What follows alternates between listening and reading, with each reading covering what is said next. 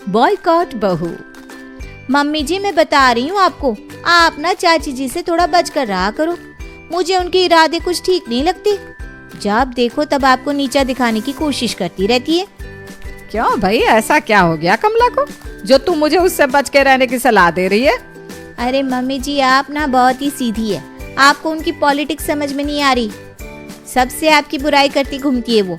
और आपने देखा नहीं कैसे मुझे बहू रानी बिटिया रानी कहकर लाड करती है।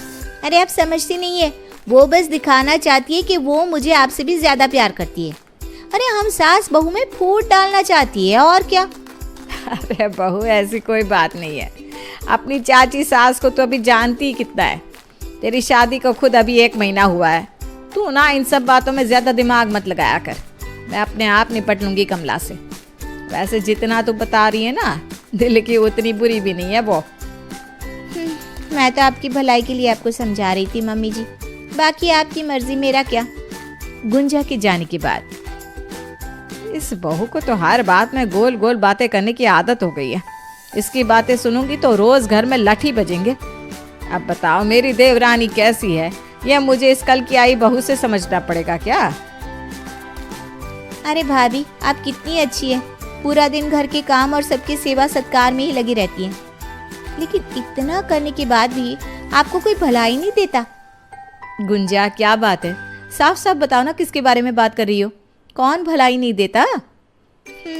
अब भाभी छोटा मुंह बड़ी बात। मैं कुछ कहूँगी तो ये हो जाएगा कि गुंजा ने बात इधर से उधर कर दी, इसलिए आप मुझसे ना ही पूछो तो बेहतर होगा। अरे गुंजा बताओ ना क्या बात है, किसी ने कुछ कहा क्या मेरे बारे में? हाँ भाभी, जिस तरह से आप इस घर की बहू है वैसे ही मैं भी इस घर की बहू हूँ। अब आपके बारे में कोई कुछ कहेगा तो मुझसे तो बर्दाश्त नहीं होगा ना। आपको पता है कल पूर्वा दीदी मम्मी जी से क्या कह रही थी? कह रही थी पता नहीं बड़ी भाभी ने ऐसा क्या मंत्र मारा है कि जब से भैया की शादी हुई है भैया तो घर में किसी से बात ही नहीं करते। ऐसा लगता है भैया भैया ना हुए भाभी के रिमोट से चलने वाली मशीन हो गए, हमारी तरफ तो देखते ही नहीं। और चेहरा तो देखो, ऐसा लगता है हंसी ही गायब हो गई है। अरे तो क्या मैंने रोक रखा है उन्हें सबसे बात करने से? जब तक शादी नहीं हुई थी लड़कपन था, शादी के बाद इंसान जिम्मेदार हो जाता है, 10 चीजों की जिम्मेदारी पड़ती है तो चेहरे से हंसी अपने आप गायब हो जाती है। और अब 40 की उम्र में बहन के साथ खो खो तो खेलेंगे नहीं? ये क्या बेतुकी बात हुई? ये मुझसे पूछकर सबसे बातें करते हैं क्या? या फिर मैंने इन्हें इतना सताया हुआ है कि चेहरे की हंसी उड़ गई है? अरे भाभी छोड़िए ना, आप क्यों दिल पर ले रही हैं? उन्होंने ऐसे ही कह दिया होगा। बहुएं ना हमेशा सबके लिए बुरी ही होती हैं। कुछ दिन बाद क्या बात है भाभी, आजकल तो आप कभी फोन भी नहीं करती, ना याद करती हो। ननद से नाराज हो क्या किसी बात पर? हम नाराज होने वाले कौन होते हैं? और हमारी नाराजगी से फर्क भी किसे पड़ता है? अरे भाभी ऐसा क्यों कह रही हो? मुझे तो लग रहा है आप सच में नाराज हो। कुछ गलती हो गई है क्या मुझसे? नहीं भाई, गलती तो मुझसे हो गई जो मैंने तुम्हारे भाई से शादी करके उसकी जिंदगी बर्बाद कर दी। अभी तो देखो ना चेहरे से हंसी कैसे गायब हो गई है उनके। यही कह रही थी ना तू? यही सोचती हो ना मेरे बारे में? अरे भाभी आपसे किसने कहा कि मैंने ये सब कहा है? मैं आपके बारे में ऐसा क्यों बोलूंगी भला? अरे मैं और मम्मी तो बस ये बात कर रहे थे कि देखो भाभी से शादी होने के बाद भैया कितने जिम्मेदार हो गए हैं। पहले पूरा दिन बस दोस्तों के साथ घूमते रहते थे और अब देखो समय से ऑफिस जाते हैं, घर आते हैं, भाभी के साथ घर के कामों में हाथ भी बटाते हैं। अब आप ही बताओ भाभी, इसमें मैंने क्या गलत कहा? तू सच कह रही है? तूने यही कहा था? और नहीं तो क्या भाभी, अब क्या मैं आपकी बुराई माँ से करूंगी क्या? आपको तो पता ही है हमारी शुरू से इतनी अच्छी जमती है, फिर भी आप ऐसी बात सोच रही हैं। अच्छा एक बात बताइए, आपसे किसने कहा कि मैंने आपके बारे में ये सब बातें कही है? अरे तू छोड़ना, अब तू कह रही है कि तूने ये सब नहीं कहा तो ये बात यहीं खत्म करते हैं। नहीं नहीं भाभी, अब तो आपको बताना ही पड़ेगा क्योंकि जिस समय मैं माँ से बात कर रही थी ना, आप तो वहाँ थी नहीं। इसका मतलब आपको किसी ने तो बताया है। अच्छा अब मैं समझ गई, जरूर छोटी भाभी ने आपके कान भरे हैं। ठीक कहा ना मैंने? हाँ, उसी ने मुझे बताया कि तुम माँ से मेरे बारे में ऐसी बातें कर रही थी। अरे भाभी बड़ी आग लगाओ है ये छोटी भाभी, आप उनकी बातों में मत आना। और आगे से आपसे कुछ भी कहे तो एक बार फ़ोन करके ना मुझसे क्रॉस वेरीफाई ज़रूर कर लेना। अब मैं आपको बताऊं, सिर्फ आपसे नहीं, मुझसे भी आपके बारे में पता नहीं क्या क्या कह रही थी। उन्होंने कहा कि आप मेरे बारे में कहती हो कि मैं जब भी मायके आती हूँ अपना हुक्म चलाती हूँ, धौंस जमाती हूँ, और इतना ही नहीं, ज़बरदस्ती भाइयों की जेब काटती हूँ। पहले तो मुझे भी बहुत दुख हुआ कि आप मेरे बारे में ऐसा सोचती हो, लेकिन अब मैं समझ गई हूँ। ये ना छोटी भाभी की लगाई हुई आग है। पता नहीं क्या मज़ा आता है उनको सबके कान भरने में। अरे ये तो बड़ी गंदी आदत है। उसकी बातों में आए तो बंदा रोज घर में लड़ाई करते बैठे। ठीक है, तू फोन रख, लगता है माँ जी से इसकी शिकायत करनी पड़ेगी। बड़ी बहू गुस्से में अपनी सास के पास जाती है। देख रही है माँ जी, आपकी छोटी बहू के कारनामे, आपको पता भी है क्या कांड किया है उसने? अरे भाई, ऐसा क्या कर दिया छोटी ने बड़ी बहू? बस आप ये समझिए माँ जी कि वो दिन दूर नहीं जब हमारे घर में महाभारत छिड़ेगी। बस आज तो झगड़ा होते होते बाल बाल बचा है। गुंजा ने पूर्वा को मेरे खिलाफ न जाने क्या पढ़ा दिया, और इतना ही नहीं, मुझे भी पूर्वा के लिए उल्टी पट्टी पढ़ाई हुई थी, सो अलग। मुझे तो पहले ही इस बात का डर था। अरे तुम दोनों की क्या बात करूं, इसने तो मुझे भी नहीं बख्शा। कभी तुम्हारी बुआ की तो कभी चाची की बुराइयां लेकर बैठ जाती है मेरे सामने, और मौका ढूंढती है कि मेरे मुंह से कुछ उल्टा सीधा निकल जाए तो जाकर फिर बुआ और चाची से मेरे बारे में चुगली करे। मैं तो शुरुआत में ही इसका नेचर समझ गई थी, इसलिए ना ज्यादा देर इसको अपने पास बैठने ही नहीं देती। जैसे ही ये चुगली का काम शुरू करती है, मैं इसे कोई काम बताकर रफा दफा कर देती हूँ। लेकिन ये तो गलत बात है ना माँ जी, इस तरह से तो घर में फूट पड़ जाएगी। आप बात करिए ना देवर जी से। इस घर की एकता और शांति को हम इस तरह से बर्बाद नहीं होने दे सकते। अरे 9 साल होने आए मेरी शादी को, आप ही बताइए, क्या मैंने आज तक ऐसा कोई काम किया जिससे घर की एकता में कोई कमी आई हो? ठीक कहा बेटा तूने, रोहित से बात तो करनी पड़ेगी। पता नहीं रोहित को भी क्या क्या कहकर भड़काती होगी। कहीं ऐसा ना हो कि हमारे बारे में उल्टा सीधा पढ़ाकर कल को उसे लेकर ये उड़ जाए। मैं आज शाम को ही बात करती हूँ रोहित से। शाम के समय, रोहित बेटा देख, मुझे ना तुझसे एक बड़ी ज़रूरी बात करनी है। जब से गुंजा शादी करके हमारे यहाँ आई है, हम सभी एक बात महसूस कर रहे हैं। पहले तो हमें लगा कि भाई अभी नई नई बात है, समय रहते शायद वो सुधर जाए, लेकिन उसकी हरकतें तो बढ़ती ही जा रही है। अरे माँ बताइए, क्या किया गुंजा ने? बेटा तेरी पत्नी ना बातों को इधर से उधर किया करती है। इतना ही नहीं, झूठी सच्ची बातें कहकर सबको उकसाती है कि बस किसी तरह झगड़ा हो जाए। मुझसे तेरी चाची के बारे में भड़काऊ बात करती है, और तेरी भाभी से तेरी बहन के बारे में। आज पूर्वा का फोन आया तो पता लगा कि गुंजा ने उससे भी बड़ी बहू के बारे में गलत बातें कही थी। बेटा अगर गुंजा ने अपनी आदत नहीं बदली ना, तो इस तरह तो घर में रोज रोज झगड़े होने लगेंगे। ये कोई छोटी बात नहीं है बेटा। मैं क्या करूँ माँ, आप ही बताइए। मैं तो खुद उसकी आदत से बहुत परेशान हूँ। ऐसा नहीं कि मैंने उसे समझाया नहीं है, मैं तो समझा समझा कर थक गया हूँ। मुझे लगता है अब बस एक ही उपाय बचा है। आप सब लोग ना उसका बॉयकॉट कर दीजिए। बॉयकॉट मतलब? बॉयकॉट मतलब आप लोग उसको ऐसे दिखाइए कि वो आपको दिख ही नहीं रही है। वो आपके सामने आकर चाहे लाख बातें करे, माँ जी चिल्लाए, लेकिन आपको ऐसे इग्नोर करना है कि आपके सामने गुंजा है ही नहीं। अरे बेटा ये कैसी बेतुकी की बातें कर रहा है, ऐसा भी भला कहीं होता है?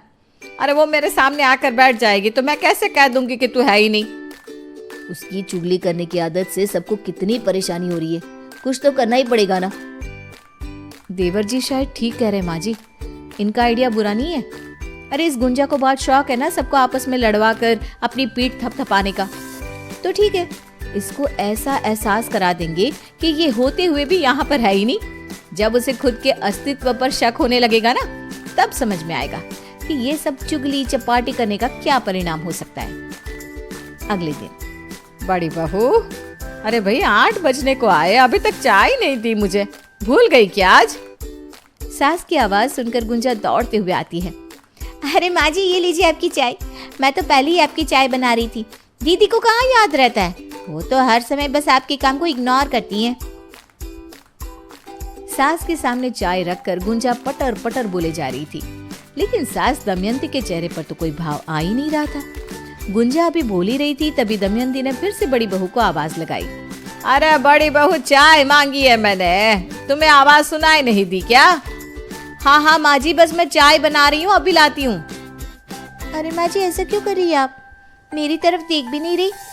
अच्छा ठीक है, मुझसे बात करने का मन नहीं है, मत कीजिए, लेकिन कम से कम चाय तो पी लीजिए, आपके लिए ही तो बनाई है मैंने। लेकिन अब की बार भी दमयंती गुंजा की ओर देखती नहीं। माँ जी, आपको सुनाई नहीं दे रहा या दिखाई नहीं दे रहा है?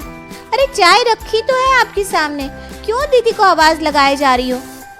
गुंजा अभी बोल रही थी कि तभी बड़ी बहू चाय लेकर हाजिर हो जाती है। माँ जी माफ कीजिए, पता नहीं ये चाय का फ्राई पैन ना फिर से झूठा कैसे हो गया। अभी तो मैंने सुबह सारे बर्तन धोकर रखे थे, फिर से चाय बनी तो बर्तन धोने पड़े, तब जाकर आपके लिए चाय बना पाई। माफ कर दीजिए। हाँ, अब जल्दी से चाय पी लीजिए। दीदी चाय का बर्तन झूठा तो होगा ही ना, मैंने माँ जी के लिए चाय जो बनाई है आपके सामने तो रसोई में खड़े होकर मैं बना रही थी, आपने देखा नहीं? गुंजा की बात का जवाब दिए बगैर बड़ी बहू चाय देकर वापस रसोई में चली जाती है। कोई भी उसकी बातों का कोई जवाब ही नहीं दे रहा था। इतना ही नहीं, उसकी तरफ देख भी नहीं रहा था। तभी उसे अपने पति रोहित की आवाज सुनाई देती है। अरे माँ, मेरी व्हाइट वाली शर्ट कहाँ चली गई? लॉन्ड्री से कपड़े वापस आए कि नहीं? देवर जी रुकिए, मैं देख कर देती हूँ। कल रात को ही लॉन्ड्री से कुछ कपड़े तो आए हैं। अरे भाभी, आप क्यों देंगी, मैं हूँ ना, मैं अभी उनको ढूंढ कर दे आती हूँ। और अगर आयरन भी नहीं हुई होगी ना तो मैं कर दूंगी, आप चिंता मत करिए। मुझे भी तो कह सकते हैं ना शर्ट के लिए। रुकिए, मैं आपको आपकी कमीज ढूंढ कर देती हूँ। अरे भाभी जल्दी करिए ना, मुझे लेट हो रहा है। ये लीजिए, आपकी शर्ट मिल गई। कल जो कपड़े आए थे ना उन्हीं में थी। अरे बाकी लोगों की तरह आप भी मुझे इग्नोर कर रहे हैं क्या? मुझे समझ में नहीं आ रहा, मैं आपको दिखाई नहीं दे रही हूँ या आप लोग मुझसे बात करना नहीं चाहते? पर गुंजा की बात का जवाब दिए बिना रोहित तैयार होकर ऑफिस के लिए निकल जाता है। दोपहर के समय बड़ी बहू बच्चों को लेने स्कूल गई है। लगता है आज खाना बनाना ही भूल गई। कोई बात नहीं, मैं खुद ही अपने लिए खिचड़ी छौंक लेती हूँ। अरे ये मैंने लंच बनाकर रखा तो है माँ जी, आप बैठिए ना, मैं अभी लगाती हूँ। गुंजा बोलती रहती है, लेकिन दमयंती एक बार भी मुड़कर गुंजा की तरफ देखती नहीं। माँ जी क्या हुआ है आपको, कुछ तो बोलिए, मैं नजर नहीं आ रही हूँ क्या? अच्छा, मेरा बनाया हुआ खाना भी नजर नहीं आ रहा क्या आपको? गुंजा की बातों का जवाब दिए बगैर दमयंती अपने लिए थोड़ी सी खिचड़ी बनाती है और बैठकर खाने लगती है। गुंजा का दिमाग तो काम ही नहीं कर रहा था कि आखिर घर में सबको हुआ क्या है। कुछ देर बाद गुंजा की जेठानी स्कूल से लौट आती है। अरे माँ जी, गर्मी इतनी हो रही है, जल्दी से एसी ऑन करिए ना, मेरा तो सर चकरा गया गर्मी से। जेठानी की बात सुनकर गुंजा लपक कर एसी ऑन कर देती है। अरे बेटा, कैसे ऑन करूँ एसी, पता नहीं एसी का रिमोट कहाँ चला गया, अभी तो यहीं रखा था। अरे ये रहा ना मेरे हाथ में रिमोट, मैंने ऑन तो कर दिया है। जैसे ही गुंजा रिमोट वापस टेबल पर रखती है, जेठानी नीलिमा रिमोट उठा लेती है। अरे ये रहा माँ जी रिमोट, देखिए एसी तो पहले से ही ऑन है। मम्मी आज लंच में क्या बनाया है? शाही पनीर और पुड़िया, पसंद है ना चिंटू को? बोलो ना मम्मी, क्या बनाया है? अरे बाबा, आज जल्दबाजी में लंच नहीं बना पाई थी, तू ड्रेस चेंज कर, मैं जल्दी से कुछ बनाती हूँ। घर वालों की बात सुनकर गुंजन को अब चिढ़ हो रही थी कि वो उनके सामने ही बैठी है, लेकिन कोई भी उसकी तरफ मुड़कर नहीं देख रहा। कुछ देर बाद दरवाजे की घंटी बजती है और ननद पूर्वा घर में दाखिल होती है। अरे पूर्वा दीदी, आप बैठिए ना, मैं आपके लिए चाय नाश्ता लेकर आती हूँ। अरे बड़ी भाभी, जल्दी से शरबत पिलवा दो, सच में बड़ी गर्मी है बाहर। हाँ पूर्वा, तू बैठ, अभी तेरे लिए शरबत लेकर आती हूँ। अरे मैं खुद बिल्कुल अभी अभी घर में घुसी हूँ, बच्चों को लेने स्कूल गई थी ना। चल बैठ, तेरे लिए कुछ खाने को भी बनाती हूँ। अरे नहीं भाभी, लंच बनाने की जरूरत नहीं है, मैंने पहले ही सब बना कर रखा है, मैं अभी सबका खाना लगाती हूँ। भाभी भूख तो बड़ी जोर से लग रही है, ऐसा करो आप कुछ बनाओ मत, कुछ बाहर से ऑर्डर कर लेते हैं। अच्छा चल ठीक है, तू कर ले ऑर्डर, तब तक मैं तेरे लिए शरबत लेकर आती हूँ। ये क्या हो रहा है मेरे साथ? पहले तो घर वालों को मैं नजर नहीं आ रही थी और अब तो पूर्वा दीदी आप भी, क्या आपको भी मैं नहीं दिखाई दे रही? सच सच बताइए, आप सब लोग जानबूझकर कर रहे हैं ना मेरे साथ? ये सब क्या है? प्लीज बताइए, मैं ऐसे नहीं रह सकती। ना कोई मेरी तरफ देख रहा है, ना बात कर रहा है, ना मेरी बात सुन रहा है। ऐसा लगता है जैसे मैं होकर भी यहाँ नहीं हूँ। पूरा दिन बीत गया था। वो दिन भर से घर के एक एक सदस्य के सामने जाकर उनसे बात करने की कोशिश कर रही थी, लेकिन जैसे किसी को उसकी पड़ी ही नहीं थी। शाम के समय, गुंजा बहू, कहते हैं जुबान से निकले शब्द कभी वापस लौट कर नहीं आते। इसलिए इंसान को हमेशा सोच समझ कर ही बात करनी चाहिए। लेकिन तुम अपनी जुबान से कब किसके बारे में क्या बोलती हो, इसका एहसास भी है तुम्हें? आज तो तुम्हारे साथ जो हुआ वो तुम्हें ये बताने के लिए था कि अपनी जुबान से आग उगलना बंद कर दो, वरना एक समय ऐसा आता है कि आपके शब्दों का कोई मोल ही नहीं रह जाता। ये तुम्हारे लिए बस एक चेतावनी थी। अब भी अगर सुधार नहीं आया ना, तो अगली बार पछताने का भी मौका नहीं मिलेगा। एक दिन के बॉयकॉट से ही गुंजा का दिमाग बिल्कुल ठिकाने पर आ गया था और उसने आगे से किसी के भी बारे में अनाप शनाप ना बोलने की कसम खा ली।